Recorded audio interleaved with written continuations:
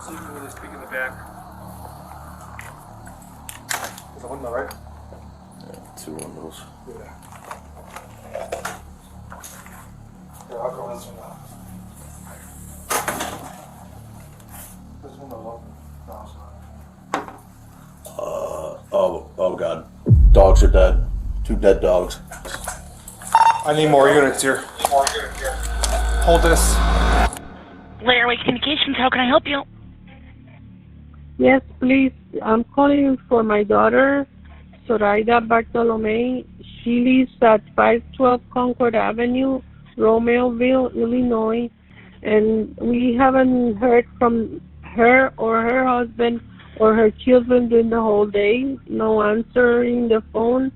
If somebody can go by the house and check them, because the husband, they called from his work that he didn't show up to work.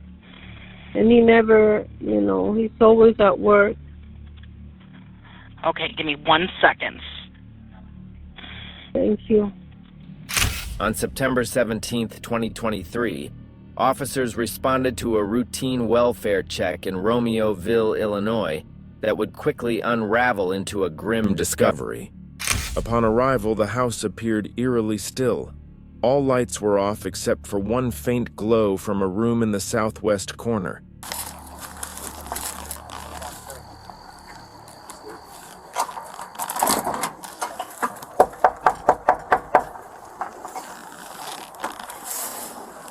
Thanks for coming.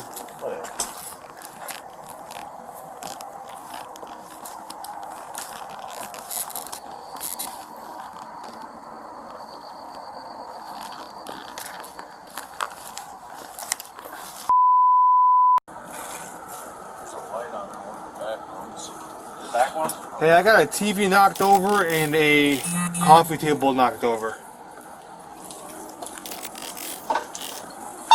Romeoville 367. Can we get another unit to Camden, please? Everything's 10-4.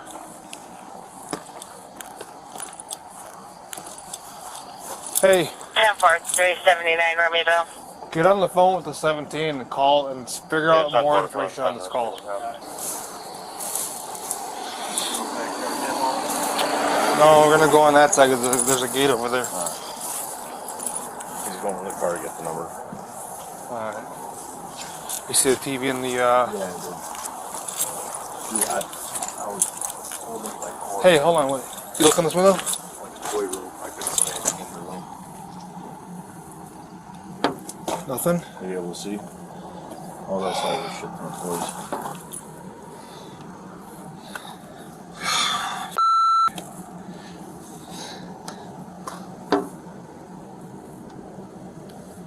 Here, wait. Keep shining, so I can kind of see a little bit better now. Okay. Just, oh wait. Lights are all off. 3 cars No, in the there's, front. nothing in this room. Pumped-in the lights are off. It's 9 o'clock on a Sunday. And, no, there's lights on the back room. You can see it through that, second. Let's go in the backyard real quick.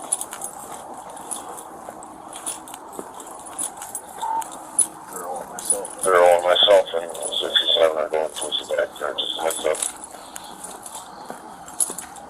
10-4.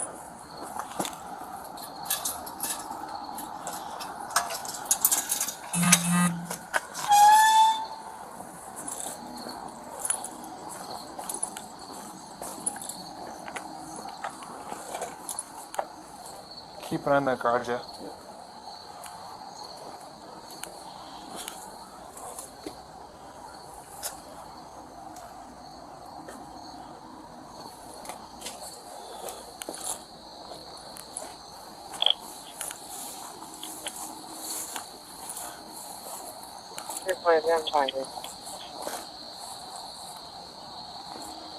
Captain.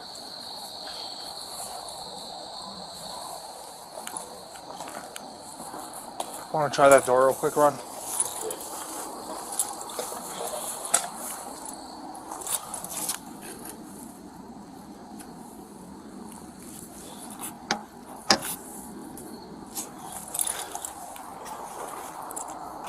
Let's go. See if you really speak in the back. There's a window, right? Yeah, 2 two windows. Yeah. Yeah, I'll go this one out. This window open. No, it's not. Oh God. Dogs are dead. 2 dead dogs. I need more units here. Hold this. It was here that the first grim discovery was made. 2 deceased dogs lying lifeless on opposite ends of the kitchen floor. Their presence raised immediate alarms, Prompting officers to determine exigent circumstances and enter the home through the unlocked back door. Hey, open the trunk. Copy on, I'm coming. 07 en route. 315 en route, proposed. 10-4. Units from 367. I'm waiting for at least one more to make entry.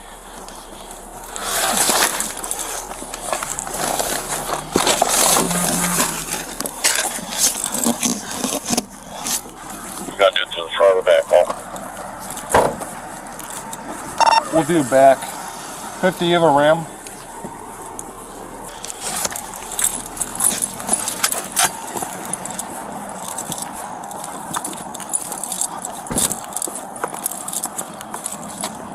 Romeoville 399 out. Coming up? Hold on. Hold it there. Yep. I'm gonna wait for. You know what? I'm looking for 2 more units because I want 2 units up front, while 3 make entry in the back.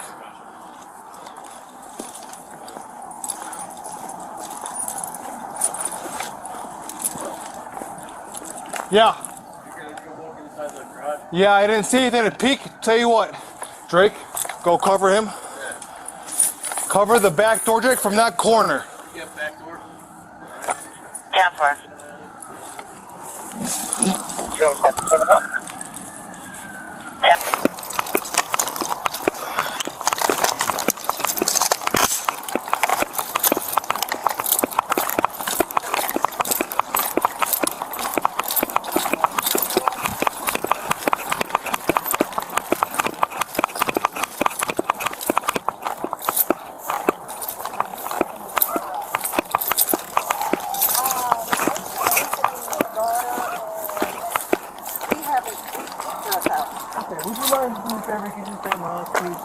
What do you want to say?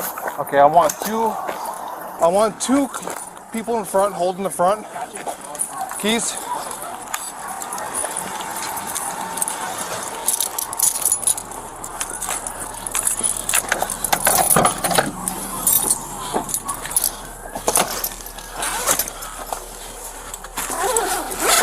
This is Romeoville 350. Can you have fire stage? 10-4.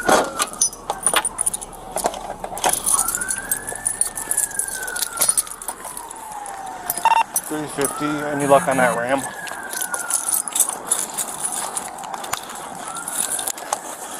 I'm sorry, I didn't check. I'll be there in 1. No worries. I'm gonna force entry to the back. I got enough units here. We're gonna get going. You going in back?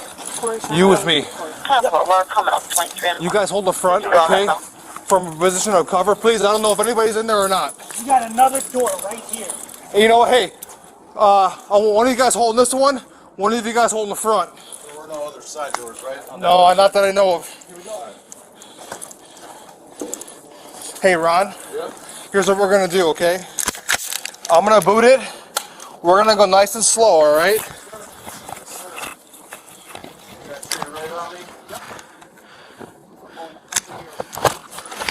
Drake, you stay behind me. Right when we get to the door, there's going to be 1 dead dog. You got to get over. Hey, no, you're behind me, To okay? the left, there's a 2nd dead dog. You stay in the back of the stack. You watch our 6 as we move through the house, okay? Got his fucking lights on.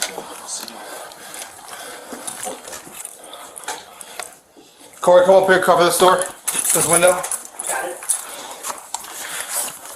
This lights is dead. Christian, here. Here, watch you. Next sight. No, I got one. Check the door. Here, Door cover first. the window. What do you see, Corey? Boom, move up, move up. 399 up 23. Nothing. Move it up. How many dead dogs you got? We got one dead dog right here. We got a second dead dog over to the left. To the front. All right, watch out. Watch out. Hey, why don't you check the door handle first before we get to you? Here. Stand by. Door's open. All right. Hold on. Dispatch Romeoville 350. 1033 traffic. Romeoville units 1033 traffic only. Make an entry 33 traffic only. All right, Ron, go ahead. For privacy reasons, the footage inside the home has been redacted. Inside, the silence was shattered by the unmistakable signs of violence. Officers moved cautiously through the house, clearing each room. In the living room, where it met the hallway, they discovered the body of an adult male lying face up in a pool of blood, later identified as Alberto Rolon, Zoraida's husband. He had suffered fatal injuries to the head, the result of apparent gunfire. Further into the home in the southeast bedroom, officers encountered a chilling scene. The door had been forcibly kicked in, with a large footprint and splintered wood around the lock confirming it. Behind the door lay the body of an adult female, later identified as Zoraida Bartolomei, her life violently taken. Nearby, their two young boys, Diego and Adriel Rolon, were also found deceased, their bodies bearing the unmistakable signs of the same brutality. As the officers exited the house, the weight of the tragedy was clear. The home, once a sanctuary for a family, had become a scene of unimaginable horror. Based on the evidence on Zoraida and Alberto's phones found at the crime scene, Police visit Erlinda Palomo and Nathaniel Huey's residence. At this point, police only know that Zoraida had been having an affair with Nathaniel Huey, Erlinda's boyfriend.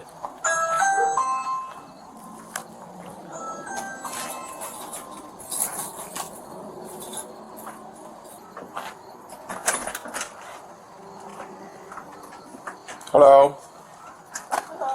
Hi, Erlinda. My name is Detective Garcia. Hello. From the Romeoville Police Department. This is Detective Wagner. Hello. I know you know what's going on and why we're here. Okay? I know you were talking on the phone with your husband right now. Husband Okay. or boyfriend? Okay. Does he live here with you? How long have you guys been together? 2015. Okay. We're investigating a murder. Okay? So, we have in our possession some phones, okay? And in those phones, we're doing what it's called a phone dump.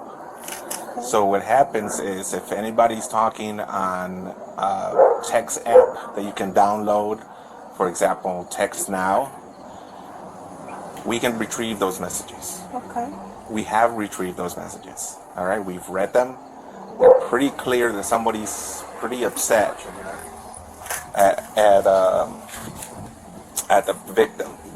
Okay, is there any way that these text messages are going to come back to you, or your name, or your phone, or anything associated with that? Okay. We'd like to speak with you without him present. Are you okay with that? Sure. Do you want me to walk away? Wherever you're comfortable. Wherever you're comfortable, right? Well, the dogs are all around. So. Oh yeah, but we're out front or in the house in the backyard, right? I'm not saying go in. I'm not saying go in the house, but we can talk with you out over here. If you're okay with that, we can go over by my car if you'd like. I'm leaving my jacket. Okay. Sure. Thank you. Nathaniel attempts to convince Erlinda to speak with officers on the patio because it's right in front of their ring camera. Officers want to get Erlinda's side of the story without Nathaniel being there, And she eventually agrees to speak with them privately in their patrol cars. Okay.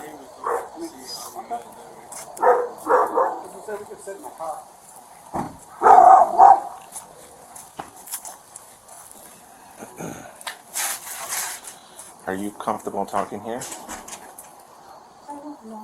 Why don't we go in the car? We can go in the car. We'll treat You're an you. adult. None of the neighbors are going to We'll be in the car, the windows are tinted. You're safe with that?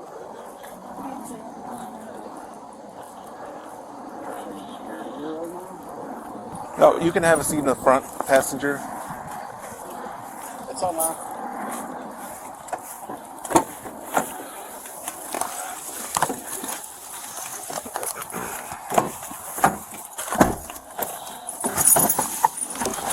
I don't want him to come out. Erlinda, do you mind if we drive down the street? If he comes out, he's probably gonna tell you to go back inside. Are you gonna do that, or what do you want to do? Well, you guys obviously have me. You can't really say much, right? Well, it's what we want to talk to you alone, separate from him. That's what we're I trying want to to make sure that you're safe. Okay, can we go by the park? Sure. Yeah. Down that way? Okay. Do you want to... What I'm going to do is I'm just going to document mileage and stuff. Okay? Even though everything's... We got body cams on. Just tell me where we're going. You want to text? Officers arrive at a nearby park to discuss her involvement with Zoraida and her family. Okay.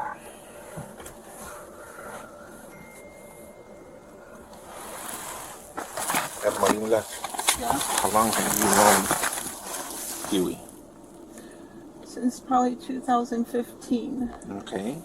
Why are you scared of him? Oh, I'm not scared. Well, Okay. Why are you scared right now? because when I called him, because I was scared, I didn't know where he was. Okay. He said, someone's following me. Okay. So I called, and I called. And then I heard him say, why are you following me? Do you want to search the car? And then someone said to him, there are messages from you, and it's because her husband found out you were having an affair. And I didn't know that. You didn't know what? That he was having an affair. Okay. When did you find that out? Right now? Just right now. Okay. When's the last time that he had an affair? Because I know this is not the first time. No, it's not. Okay. When's the last time you knew he had an affair? When we first started dating. 2015? 2015 to maybe 17. You know what? His son was born, and he said, I'm not having any more affairs. I'm not cheating on you. Okay. Stupidly. Okay. Do I know if he stopped? No, I don't know. Okay, so the last time you Well, hold knew? on. Okay. So then I had a party at my house, Mm-hmm. and I fell asleep, and apparently he said someone kissed him, and that was that. So I don't know, maybe it was 2019. Okay. And he said, no, she kissed me, and that was it. Come on. We're all drunk. You know him better than we do, so. Anyways. Erlinda was putting on a show for the officers. In fact, she was the mastermind behind the whole thing. For years, Nathaniel was cheating on her, and she only grew more jealous. After successfully retrieving messages from texting apps off of their iCloud accounts, investigators found out that Erlinda was posing as a fake hacker and catfishing Nathaniel into believing that Zoraida was a mole in their cartel. She gathered images from the internet to impersonate others, put a spy location app on his phone, and even used online translators to pose as someone fluent in Bulgarian. Erlinda, filled with jealousy, manipulated and catfished Nathaniel somehow into killing an entire family. Investigators pay a visit to Nathaniel at his workplace. They are fully aware that the evidence they needed would be on Nathaniel's phone. If he was innocent, he would have no issues giving up his phone. However, that was not the case. Yeah. Hold on a second. So we were talking with the bosses, and they said, well, we already went through phones. They already got one half of the conversation, and you said you talked to her on your phone, right? Okay. So what we'd like, or what we're asking for, is consent to get the text messages off your phone between you and her, or Snapchat or whatever it is between you, so we have both sides of it. We're trying to eliminate you as a suspect, but Go on the computer, right? You can get it out of the computer. no, we have to take the phone, we plug it in, we take it out, and then we give your phone back. I don't even have anything in there. That's even better. I tell you. No, I believe you, but, well, yeah, I mean, just let me see it. But I mean, I believe you, it's just the problem is that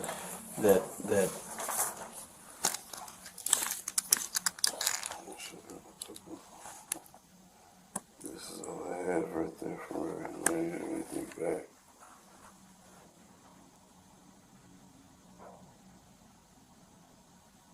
oh, this from this morning? Yeah. Everything else, so you have to grab it from the computer. Well, I mean, it would be on there. It'd be on your phone. You I can't. already deleted it Still in the thing, in the work. in the catch. When you So, delete stuff, it's never actually. so let's just say you have like a 64 gig phone. You use about 58 of it. The rest is the catch. It stays in the catch. And why I asked is the bosses called right away. They were like, well, they're like, we'd like to see if we can get the stuff, you know, from your end back that way, and see if maybe your, you know, maybe your husband got wind of it and pulled it off or something. So we just want to take a look. I mean, it on our side of it, we can get a search warrant, you know, to go through the phone, and then it's take a little longer. But on the fastest way would be consent, pull it off, and give your phone back. Than it would be to, and again, I explained to you earlier, I'm trying to eliminate you.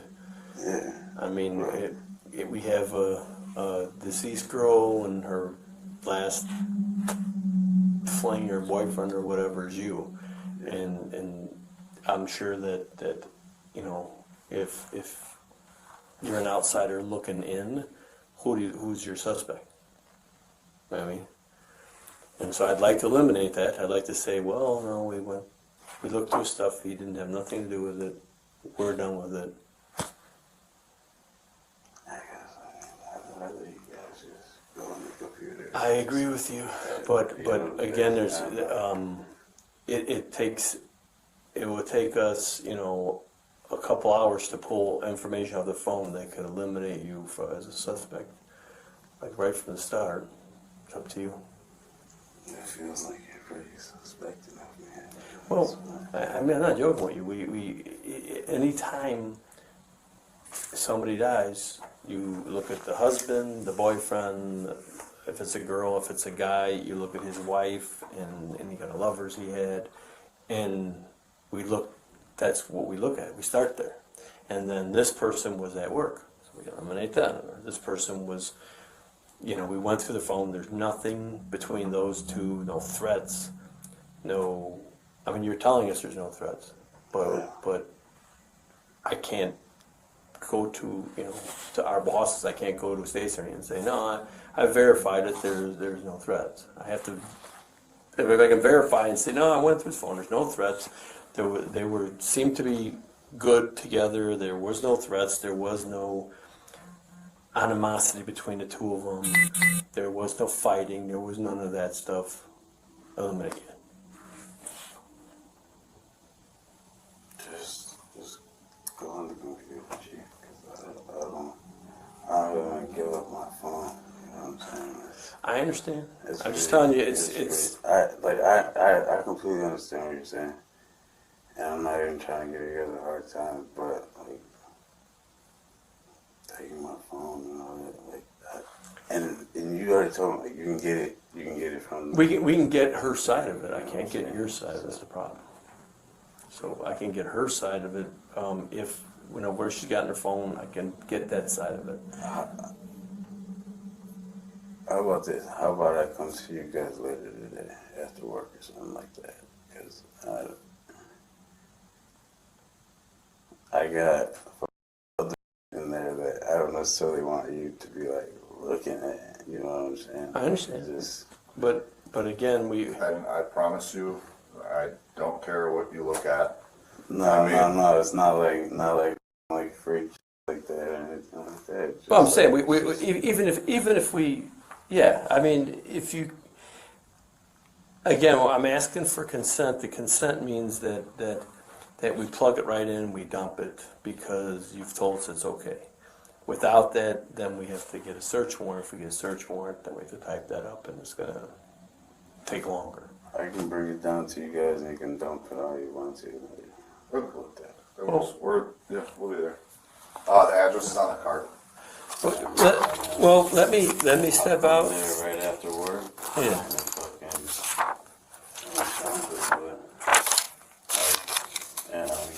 Yeah, that's we'll have to do that. Yeah, but I mean, you do understand how that kind of defeats the purpose, though. Like we're looking for you know, like Snapchat stuff, and then you delete Snapchat stuff. It's gonna kind of look like you're guilty. You know what I'm saying? I haven't opened my Snapchat in so long, so you're welcome to look into it. You know what I'm saying? Well, the computer will show. Yeah. And I'm not not trying to BS you.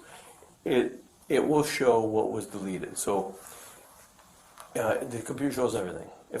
Like just now, when you open up the phone to show me that text message, when I plugged in the computer, it's going to say at this date, at this time, somebody opened up a text message, and a text message read blah blah blah.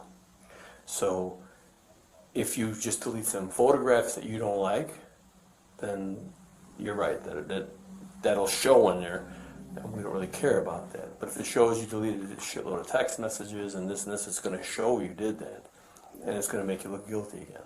And again, I'm not threatening you. I'm not babying you. I'm trying to be like man to man, honest with you. I'm trying to eliminate you as a suspect, and doing suspicious things between here and there could hurt you. No, yeah, I get what you're saying completely. Okay. Yeah, like I said, I'll come down there later today. We'll dump it and have it back. Okay. All right, you got my card with the address on it. Yeah. Promise you. Okay. It's just like. Yeah. All right. Thanks, sir. So, yeah. No, you're good.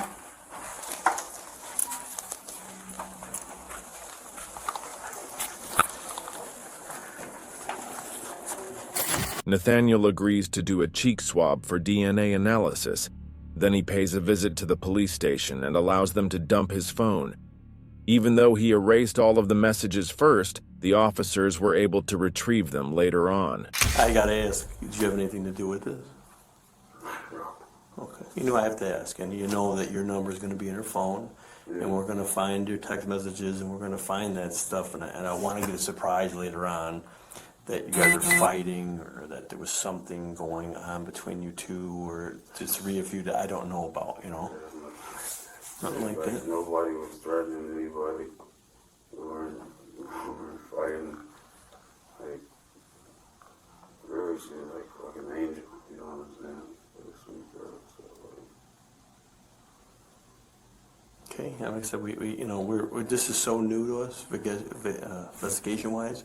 We have tons of videos to go through, and license plates, readers, and like text messages, Snapchat messages, and all that stuff. So it's so in the beginning of this investigation that we're just kind of reaching out to talk to all her family, friends, and everybody like that. And that's why we're here talking to you.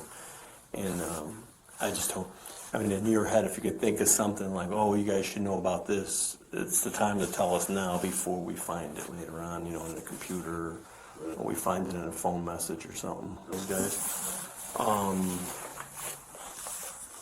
Yeah, I mean, obviously we're going to stay in touch with you. I'd ask, you know, a couple more questions. Might be a little hard for you, but are you willing to take a polygraph test if ever needed? I guess.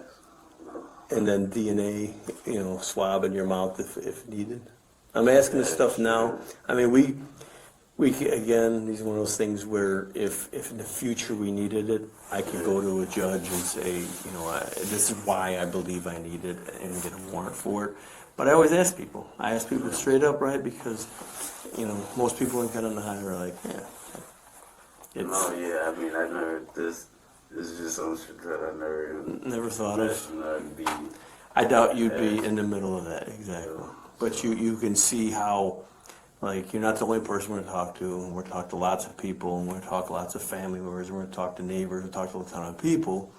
But we're starting off with the people closest to her, and we're here. That's why we're here talking to you, her family and you.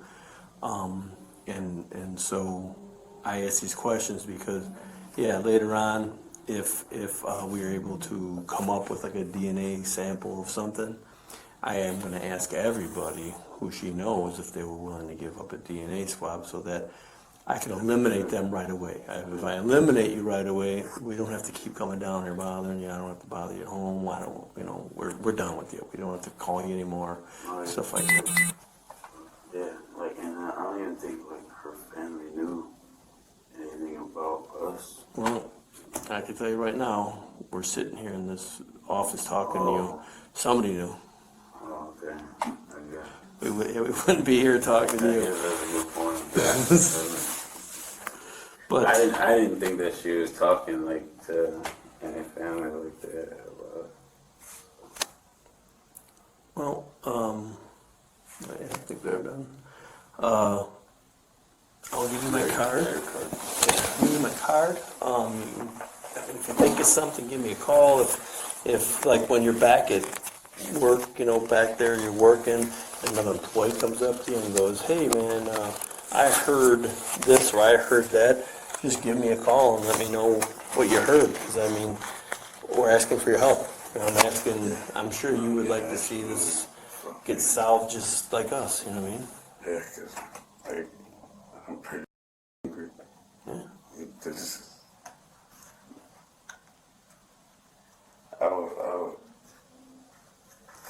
Like I said, nothing against my wife, man, but just a different connection with someone. Yeah.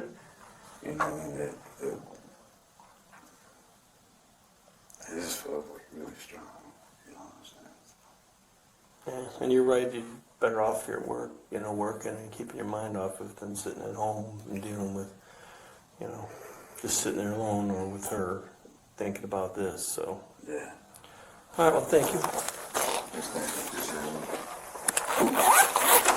From what police gathered from his phone, Nathaniel and Erlinda meticulously orchestrated the murder of Zoraida in a chilling display of premeditation and calculation with Erlinda's fake character.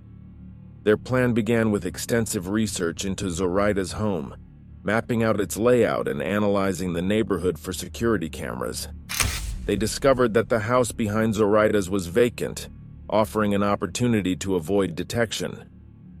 In an effort to stage the murder as a botched burglary, Erlinda instructed Nathaniel to create damage to the scene, making it appear as though teenagers were responsible.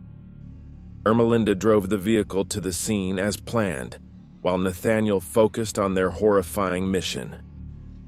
Erlinda's Malibu arrived in the area of Concord Avenue and drove past the house several times. The aftermath of their plan was equally cold and calculated. They intended to take Zoraida's and Alberto's phones to disrupt any evidence trails and burn their clothing afterward in Nathaniel's backyard. However, a storm on the night of the murders likely thwarted their attempt to destroy the evidence. In the early hours of Wednesday, September 20th, 2023, Erlinda was reported missing by her family. Once they knew they were under investigation for the murders, Nathaniel confessed to his mother. Erlinda was entered into the nationwide law enforcement database as endangered, armed, and dangerous, with a note indicating she was with murder suspect Nathaniel in his GMC vehicle. Catoosa Police Captain Swarer observed the two approaching a black GMC Yukon parked at a Walmart in Catoosa, Oklahoma. Security footage confirmed they appeared calm, walking together willingly with no signs of distress. As Captain Swarer activated her emergency lights to investigate, the SUV fled, striking another vehicle before crashing into a concrete median. The impact trapped the driver's side doors, and as the vehicle caught fire, Captain Swarer heard 2 gunshots. Car's on fire! Get out of the car! What's your background? Get out of the vehicle! Get out! There you go. Yep. There's the wind. Oh, you want to go in? Go in. Let's go. Yes. On your right. Go to your right behind you.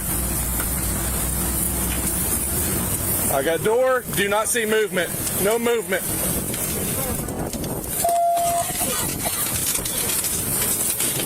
Get out! Get out! Get out! Get out! Get out now! Come out now!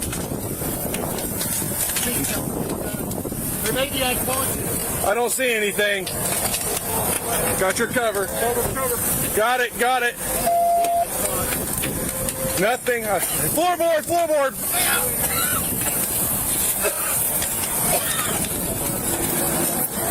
Get her. Got cover. Grab the belt.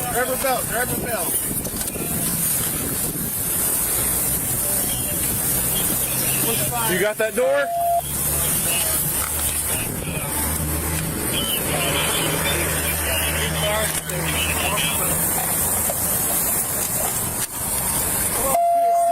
Can't see. Where's fire? Get fire extinguisher at least. Fire, go ahead and come up here. We need an extinguisher. Behind you. I got driver door.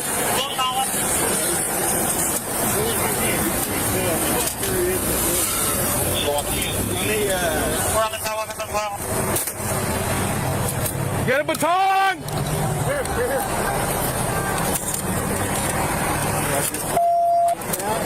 Moving to your left. Go ahead.